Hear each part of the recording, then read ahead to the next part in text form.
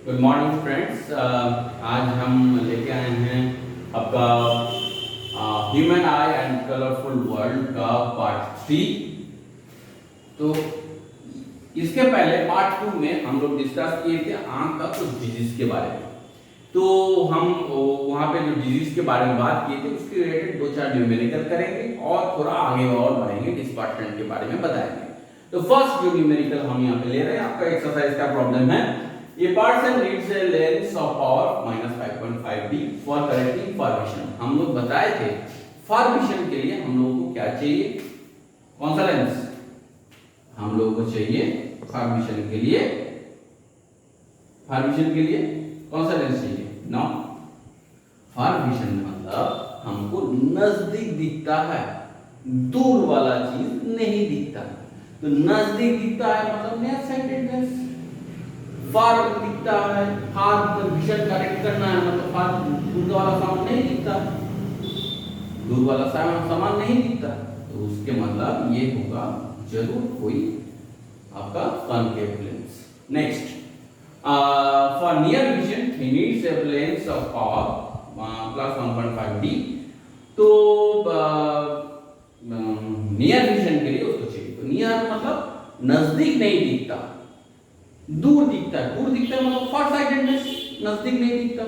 तो उसके लिए हाइपरमेट्रोपिया, हाइपरमेट्रोपिया में कौन सा लेंस इस्तेमाल कर रहे थे हम लोग, ये वाला, दैट इज कॉन्वेक्स लेंस। और हम लोग ये भी जानते हैं कॉन्वेक्स लेंस का फोकल लेंथ क्या होता है, प्लस। प्रूफ कर लेते हैं कि होता है कि नहीं होता है। यहाँ पे इसका जो फोकल लेंथ होता है, हम देखे थे साइन कन्वेंशन में नेगेटिव आता है, ये भी चेक कर लेते हैं। तो हम लोग ये भी एक फॉर्मूला पढ़े थे, क्या फॉर्मूला था ना, plane power of the lens P is 1/f। और यहां से हम लोग ये भी जानते हैं focal length is 1 divided by the power of the lens। Okay, यही फॉर्मूला यहां पे काम में लगाएंगे। तो पहले है -5.5D, तो फोकल लेंथ विल बी 1/-5.5। सो क्या होगा, माइनस उसको ये करेंगे तो 0.181 सेंटीमीटर हो गया। कम सेंटीमीटर एकदम गलत, मीटर। क्यों, हम लोग बोले थे अगर यहाँ पे ऊपर में 100 नहीं लिख रहे हो मतलब फोकल जो है मीटर में। अगर यहाँ पे 100/p लिखते तो सेंटीमीटर में आता, मीटर हमेशा 1। जब ये 1 तभी है जब ये फोकल लेंथ मीटर में होगा, दोनों मीटर में। अगर मीटर में नहीं होगा तो यहाँ पे 100 में, सेंटीमीटर में होगा तो यहाँ पे 100 लिखना पड़ेगा। ठीक है, तो ये आपका ये है 1/a करके हम लोग ऐसे कर दिए हैं। नेक्स्ट, तो देखो यहाँ पे नेगेटिव आया है, concave lens negative for near vision, far vision. Far vision के लिए नेगेटिव आया। तो फार विजन मतलब, फार विजन के लिए नेगेटिव मतलब शॉर्ट दिखता है, दूर दिखता नहीं है। मायोपिया, मायोपिया में कॉन्केव लेंस इस्तेमाल करते हैं, फोकल लेंथ नेगेटिव होता है। सिमिलरली उल्टा करेंगे, एफ इक्वल टू क्या है 1.5D, तो 1/1.5 इसको अप्रोक्सीमेटली आएगा 0.667 मीटर। देखो प्लस में आया, हो गया। यही सिंपल प्रॉब्लम है, आप लोग ध्यान दीजिएगा। जस्ट ये 1 and 100 के ऊपर, इसी में बहुत सारे मिस्टेक्स आते हैं। नेक्स्ट प्रॉब्लम की ओर बढ़ते हैं। ओके, तो नेक्स्ट प्रॉब्लम, ये भी आपका बुक का प्रॉब्लम है। The far point of a myopic person is 80 centimetre. Far point जो है वो 80 सेंटीमीटर है, मतलब 80 सेंटीमीटर के उस पार वो नहीं दिख पाता। तो मायोपिया का मेन पार्ट है वो एक पर्टिकुलर पार्ट तक ही देख पाता है, उसके बाहर वो नहीं दिख पाता, इसलिए इसको नियर साइटेडनेस और शॉर्ट साइटेडनेस बोला जाता है। तो what is the nature and power of the lens required, हम लोग पहले जानते हैं मायोपिया के लिए क्या चाहिए, कॉन्केव लेंस चाहिए। तो हमको इसका कॉन्केव लेंस है, उसका हम लोग लेंस जो इस्तेमाल करेंगे इसका पावर क्या होगा निकालना है। पावर मतलब इसका पहले फोकल लेंथ निकालना है, तो वहां से पावर निकालना है। तो हमको क्या चाहिए, यहाँ पे क्या क्या दिया हुआ है, v मतलब इमेज। इमेज कहाँ पे फॉर्म होगा आप लोग बताओ। इमेज यहाँ पे far point of a 80 centimetre. v sign convention में नेगेटिव होता है, बार बार ये साइन कन्वेंशन आ रहा है। अगर आप लोग साइन कन्वेंशन में अभी भी कोई दिक्कत है तो पहले साइन कन्वेंशन के ऊपर मेरा वीडियो है, इसके पिछले वाले चैप्टर के ऊपर, तो आप लोग जस्ट वहां पे साइन कन्वेंशन डी नंदी बोल के सर्च कीजिएगा तो डायरेक्ट मिल जाएगा। तो वो साइन कन्वेंशन के ऊपर कोई भी थोड़ा सा भी डाउट है तो क्लियर हो जाएगा। तो v है, u बोल रहे हैं, f नहीं पता, फाइंड करना है, ठीक है। तो u क्या है, u मतलब हमको क्या है, उसका आंख ऐसे करना है ताकि दूर वाला सामान दिखे। दूर वाला सामान दिखे, distant object is visible. Distant object is visible means far point हमको थोड़ा बढ़ाना है उसको।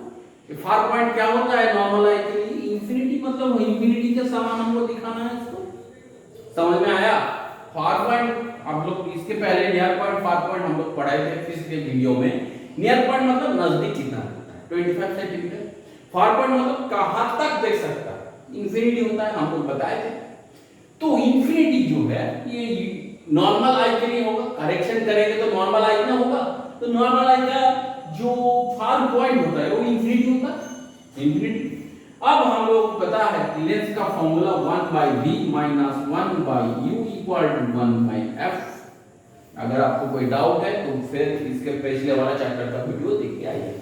नेक्स्ट यहाँ पे हम लोग अगर ये जो वैल्यू है यहाँ पे बिठाएंगे तो यहाँ से हमको f का वैल्यू क्या निकलेगा, -1/0.80 सेंटीमीटर है। तो ठीक है, कोई दिक्कत नहीं, 80। तो यहाँ से कुछ ऐसा आएगा, 1/f = 1/80 और f = यहाँ से फोकल लेंथ आएगा -80 सेंटीमीटर और 0.8 मीटर। क्यों किया 0.8 मीटर फॉर्मूला के लिए, क्योंकि हमको एक फोकल लेंथ नहीं चाहिए, हमको चाहिए क्या, p। तो p = 1/f कब, अगर फोकल लेंथ मीटर में हो तब। इसीलिए हम यहाँ पे मीटर कर दिए, 1/0.8। यहाँ पे अगर करेंगे तो यूनिट होगा डायरेक्टर, होगा माइनस में है यहाँ पे, तो माइनस अगर ये करेंगे लगाएंगे यहाँ पे तो -1.25 तो कॉन्केव लेंस इस्तेमाल करेंगे जिसका पावर -1.25 डायरेक्टर। समझ में आया। तो इसके बाद हम लोग इसके थर्ड प्रॉब्लम की ओर बढ़ेंगे, कॉपी कर लीजिए। ओके, नेक्स्ट प्रॉब्लम क्या है, ये भी आपका एक्सरसाइज का प्रॉब्लम है। The near point of a hypermetropic eye is 1 metre, what is the power of the lens required to correct the defect.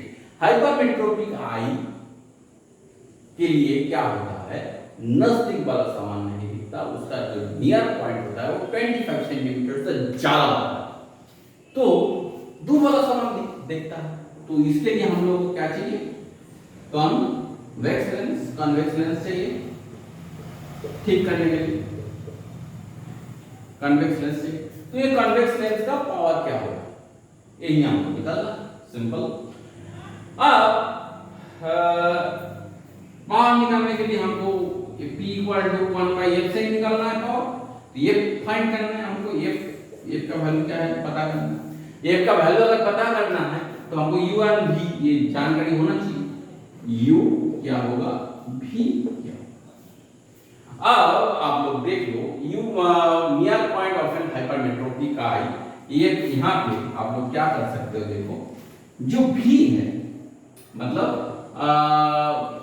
कोई एक सामान जो 1 मीटर पे है उसको हम आपको देखना है, तो 1 मीटर होगा इमेज का डिस्टेंस। अब 1 मीटर होगा इमेज का डिस्टेंस, कोई दिक्कत नहीं है, लेकिन ये जो है नेगेटिव। यू जो है नेगेटिव होगा, लेकिन यू का वैल्यू क्या होगा? करेक्टेड आई के लिए, नॉर्मल आई के लिए कितना होना चाहिए? नियर पॉइंट 1 मीटर नहीं, 25 सेंटीमीटर, 25 सेंटीमीटर। तो दोनों को अगर एक ए में करेंगे इसको ये 100 सेंटीमीटर लिख सकते हैं माइनस, बस अब फॉर्मूला में बिठाएंगे। फॉर्मूला क्या है? 1/b minus 1/u equal to 1/f। यहाँ पे ये वाला वैल्यू बिठाओ, बिठा के यहाँ से f का वैल्यू निकालो, निकाल के f का वैल्यू क्या आना चाहिए? पॉजिटिव या नेगेटिव? देखते हैं। f का वैल्यू आया है 33.3 सेंटीमीटर। चेक कर लो आप लोग खुद घर बैठ के, यहाँ पे बिठा के 33.3 सेंटीमीटर आ रहा है कि नहीं? पॉजिटिव आना चाहिए, पॉजिटिव भी आया, पॉजिटिव आया है, चलो ठीक है। अब हमको पावर चाहिए भाई, सेंटीमीटर से तो पावर होने जरा, तो इसको मीटर में ला के ले जाना, तो सेंटीमीटर को मीटर में ले जाना है, तो क्या होगा? 3.33 मीटर। सही है। सेंटीमीटर को मीटर में जाने से 100 से डिवाइड करना होता है, तो 100 से डिवाइड करोगे तो ऐसे नहीं चलेगा, 0.33 मीटर हो गया। अब यहाँ पे फॉर्मूला में बिठाओ, 1/0.33 डायमीटर, मतलब इसका अप्रोक्सीमेटली 3.0 डायमीटर। खत्म, ठीक है। इसके बाद हम लोग डिस्कस करने वाले हैं दूसरा एक टॉपिक, डिस्पर्शन।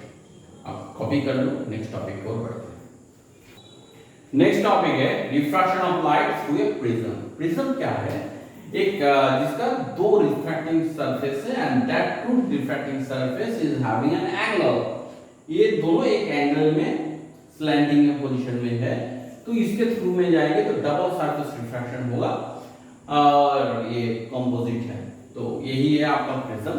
तो इसके अंदर से लाइट एक रे पास हुआ है, तो ये आपका यहाँ पे इस पर्टिकुलर सरफेस पे परपेंडिकुलर ड्रॉ करेंगे, तो this angle is the angle of incidence. हो गया। तो एंगल ऑफ इंसिडेंस अब यहाँ पे भाई साहब था, एयर घुस रहा है ग्लास के अंदर, that means it was in the air medium and it is entering glass medium, so its velocity will be reduced and that's why ये क्या होगा?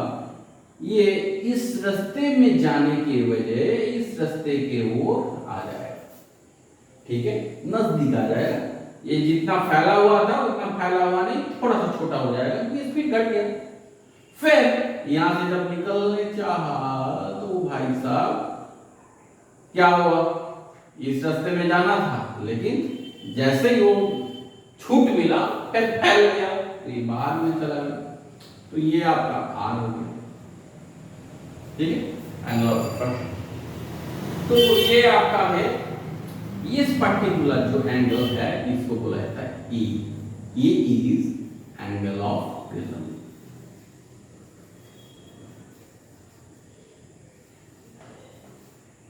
ओके, एंड ये रे अगर नहीं, ये प्रिज्म नहीं रहता तो ये रे रास्ता फॉलो करके चला जाता आगे, ऐसे ऐसे चला जाता, लेकिन प्रिज्म होने की वजह से ये रास्ता फॉलो करके ये रास्ते में गया, ऐसे करके इस रास्ते में चला गया, तो ये इसको डेविएट करवाया इतना बड़ा एंगल के थ्रू। So this angle is known as delta और एंगल ऑफ डेविएशन।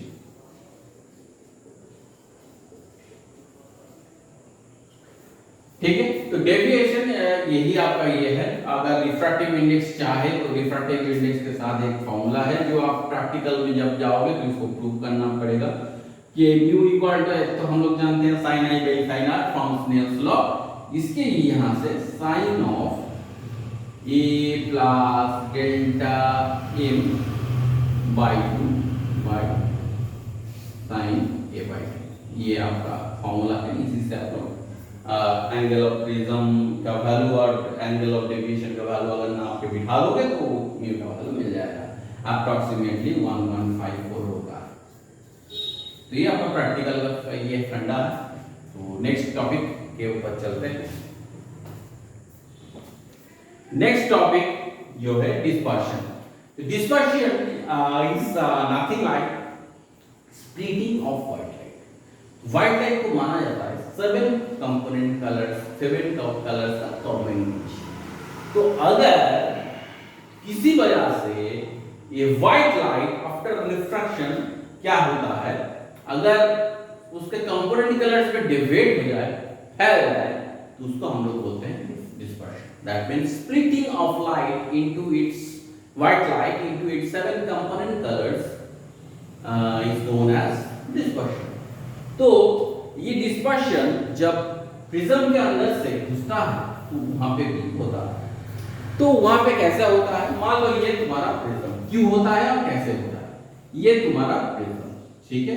एक रे आया, तो रे भाई साहब को हम लोग यहां से कर रहे हैं, एक रे आया, ये इसको यहां जाना था, घुस गया इधर। अब हम लोग जानते हैं हर एक लाइट का अलग अलग ट्रैवलिंग स्पीड है, हर एक कलर का। तो जैसे ही ये दूसरे मीडियम में घुसा, इसका रेड कलर का अलग स्पीड है, वायलेट कलर का अलग स्पीड है, येलो कलर का अलग स्पीड है। ऐसे अलग अलग कलर के स्पीड होने की वजह यहाँ पे एक दूसरे से पिछड़ जाएगा, 7 कंपोनेंट कलर्स से डिवाइड होगा। यहाँ पे बहुत सारे बीच में से करते हो, बहुत सारे इस सरफेस से करते हो, ये है सरफेस से डिवाइड होके, मान लो ये ऐसे बीच में 7 कलर है, हम नहीं दिखा पा रहा है, तो ये इसके अंदर ऐसे 7 कंपोनेंट कलर होगा। ऊपर वाला सबसे ऊपर जाएगा वो रेड, जिसका डेविएशन कम होगा, क्यों, स्पीड ज्यादा है, उसको डिवाइड करने के लिए ताकत भी ज्यादा चाहिए। और सबसे नीचे में रहेगा और भाले। तो इसको एक टर्म के जरिए याद रखा जाता है विजियोर, ठीक है, नीचे से ऊपर विजियोर, VIGYOR,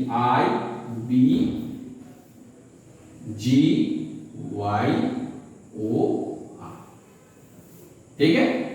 V violet, I indigo, B blue, G green, Y yellow, O orange, R red, हो गया। तो नीचे से लेके ऊपर तक, तो ऐसे 7 कंपोनेंट कलर्स में बढ़ जाता है after dispersion through a glass prism. तो नेक्स्ट टॉपिक को पढ़ते हैं। Next topic is rainbow. तो रेनबो क्या है ना, क्या है, हमारे वो एनवायरनमेंट आप लोग देखते होंगे स्काई में ऐसे 7 कॉम्बिनेशन ऑफ कलर में, कलर का एक पट्टी टाइप का ऐसे दिख रहा है, ऐसे 7 कलर्स, जिसमें ऐसे वायलेट रहता है, ऊपर वायलेट है, फिर उसका कोई इंडिगो है, VI, blue, green, Y yellow, O orange, R red, ऐसे टाइप का आपको पट्टी दी है, ठीक। तो ये जो है ये आपको बोला जाता है रेनबो, 7 कलर का रेनबो है। तो ये 7 कलर का रेनबो तो हम सुन लिए भाई सब कुछ, ठीक है। लेकिन इसमें एक दिक्कत भाई, ये हम लोग अभी देखें कि जो प्रिज्म है, प्रिज्म के थ्रू निकलने से वो 7 कलर डिस्पर्शन होता है। चलो ठीक है, मान लेते हैं। तो आसमान में कौन प्रिज्म लेके खड़ा है, क्या आसमान में ऐसे रेनबो दिख रहा, 7 कलर में डिस्पर्शन हो रहा ना? आसमान में रेनबो नहीं, आसमान में होता है वाटर ड्रॉपलेट्स, मतलब वाटर वेपर। तो ये वाटर वेपर होता है। तो जब इसके अंदर लाइट घुसता है, मान लो ये लाइट घुसा, तो ये लाइट, ये अंदर में ये तो वाटर है, डेंसर मीडियम, बाहर में एयर है, रेयर मीडियम। तो रेयर मीडियम से डेंसर मीडियम गया, तो ये इसका इंसिडेंट एंगल होगा, ये और नजदीक के ओर बढ़ेगा, ऐसे घूमे, मतलब अंदर जाएगा। और ऐसे जैसे ही होगा, यहीं पे वो भाई साहब दो हिस्से में बढ़ जाएगा। मतलब जो वायलेट रे है वो ज्यादा हिल जाएगा, ये नॉर्मल से, और जो रेड है वो क्या होगा, थोड़ा कम हिलेगा। तो ये वाला जो है ये आपका नॉर्मल है, नॉर्मल से नजदीक आ गया, ये थोड़ा और ये आपका रेड हो गया, वायलेट हो गया, फिर यहाँ से इंटरनल रिफ्लेक्शन की वजह से यहाँ से आया, आके फिर निकल गया भाई साहब बाहर। ये मान लो रेड है, वायलेट है, दिख गया। And this is shown as the rainbow. मतलब इस water droplet is responsible for the rainbow. ठीक है, तो रेनबो कैसे फॉर्म होता है? Rainbow is being form due to dispersion of light through which due to dispersion of light through water droplets present in the atmosphere। अगर जिस atmosphere में water droplet नहीं है वहां पे नहीं होगा, चांद में नहीं होता, सिंपल। वहां पे पानी नहीं होता, वाटर ड्रॉपलेट नहीं होता, सिंपल। ओके, जहां पे पानी नहीं होगा, वाटर ड्रॉपलेट नहीं होगा, वहां पे नहीं होगा। सर तब तो ज्यादा क्लाउडी वेदर में ज्यादा ये दिखेगा, मतलब आपको रेनबो ज्यादा जगह दिखेगा, और जब खाली आसमान होगा तब बिल्कुल नहीं दिखेगा। लेकिन हकीकत में होता उल्टा। जब क्लाउडी वेदर होता है तो क्लाउडी वेदर में रेनबो नहीं होता, और जब ये होता है मतलब क्लाउडी वेदर होता है, जब खाली आसमान होता है एकदम क्लीन, तब ही रेनबो दिखता है, क्लाउडी वेदर में नहीं दिखता। क्यों? वाई? बिकॉज क्लाउडी वेदर मतलब क्लाउडी वेदर में क्या होता है, बहुत सारे वाटर ड्रॉपलेट रहता है। जैसे ही ये बाहर निकला, ये दूसरा एक वाटर ड्रॉपलेट से भिड़ता है, भिड़ने के बाद ये वापस एक दूसरे के साथ मिल जाता है। ठीक है, अब जब नॉर्मल एटमॉस्फेयर में इतने सारा वाटर ड्रॉपलेट नहीं होता, इसको मतलब क्या हुआ, ये यहां से आया, स्प्लिट हुआ, फिर इसको जोड़ गया, फिर स्प्लिट हुआ, फिर जुड़ा। बाहर से हम लोग जब देखेंगे इसको देख ही नहीं पाएंगे, ये जो बीच में जो स्प्लिट हो रहा है देख ही नहीं पाएंगे। इसलिए कैसे हुआ देख नहीं पाएंगे। मान लो एक बेंच में तुम लोग तीन लड़के मिल के एग्जाम लिख रहे हो एक ही क्लास के, अगर तुम लोग कोई चीटिंग करते हो टीचर पकड़ पाएगा? अरे सर क्या बात कर रहे हैं, टीचर को तो वो इतना उल्लू बनाएंगे तो हो जाएगा। तीनों का तीनों कॉपी सेम टू सेम होगा, टीचर को क्या औकात है हम लोगों को दिखाए, हम लोगों को दिखाए। हाँ एकदम सही। वैसे ही ज्यादा वाटर ड्रॉपलेट होने से तुम लोगों में जो मैसेंजर पास हो रहा है, तुमसे इससे उससे छाप रहे हो, दिखेगा नहीं किसको? टीचर। तो हम लोग यहाँ पे नीचे बैठ क्या है टीचर के। लेकिन मान लो एक पेज पे सिर्फ एक है, तो इस रो में एक है, उस रो में एक है। अगर उसमें अगर ऐसे करके हल्का सा ऐसे हिलोगे तो टीचर सीधे होकर बैठा दिख जाएगा ना टीचर को। मतलब टीचर को पासिंग जो भी मैसेज दोगे वो दिख जाएगा। तो ये टीचर को अगर ये भी दो वाटर ड्रॉपलेट के बीच अगर दूरी ज्यादा हुआ तो नीचे बैठे हम लोग जो आदमी उसको जो पास कर रहे हो दिखेगा। मतलब पास मतलब क्या है, ये स्प्लिट डिस्पर्शन दिखेगा। इसीलिए we can not see rainbow during cloudy weather. Simple हो गया। Next topic. तो इससे हम लोगों को पता चलता है कि रेनबो कब होता है नहीं। फिलहाल इतना ही। आप लोगों को नेक्स्ट वीडियो में एटमॉस्फेरिक डिस्पर्शन और स्कैटरिंग ऑफ लाइट, ये दो टॉपिक बच गया है। अगले वीडियो में ये दोनों के बारे में आप लोगों को जानकारी मिल जाएगा। अगर वीडियो अच्छा लगे लाइक कमेंट शेयर जरूर कीजिएगा, सब्सक्राइब जरूर कीजिएगा। सब्सक्राइब के बगल में बेल बटन रहता है, दबाना मत भूलिएगा। और अगर कोई सजेशन हो तो कमेंट बॉक्स में कमेंट करके बोलिएगा। और फिलहाल इतना ही। Thank you.